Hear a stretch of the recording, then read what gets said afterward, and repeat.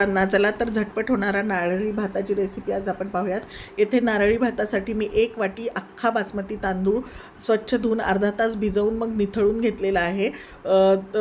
तांदूळ शिजण्यासाठी टाकण्यासाठी 1 चमचा तूप, त्याच्यावर दालचिनी, लवंग, वेलची टाकून छानपैकी तो तांदूळ परतून घ्यायचा आहे। 1 वाटी तांदळासाठी 2 वाटी पाणी टाकून 2 शिट्ट्यांमध्ये तो शिजवून घ्यायचा आहे। चवीनुसार मीठही ॲड करायचं आहे येथे।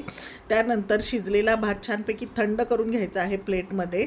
त्यानंतर येथे भात बनवण्यासाठी मी 1 वाटी तांदळासाठी 1 वाटी गूळ आणि 1 वाटी नारळाचा चव घेतलेला आहे। सर्वप्रथम तूप तापल्यानंतर ड्रायफ्रूट्स तळून घ्यायचे आहेत। त्या तुपावर गूळ मेल्ट करून घ्यायचा आहे। त्याच्यानंतर 1 वाटी ओलं खोबरं घालायचं आहे। ते छान एकजीव झाल्यावर थोडीशी चवीला थोडीशी साखर किंचितशी, त्याच्यानंतर ते सगळं एकजीव झाल्यावर शिजवलेला भात त्याच्यावर ॲड करून ड्रायफ्रूट्स टाकून छान एक दणदणीत वाफ काढायची आहे 5 मिनिटाची। त्याच्यानंतर नारळी भात तयार। माझा व्हिडिओ आवडला तर प्लीज लाईक अँड सबस्क्राईब आणि सर्व करायचं आहे तूप सोडून।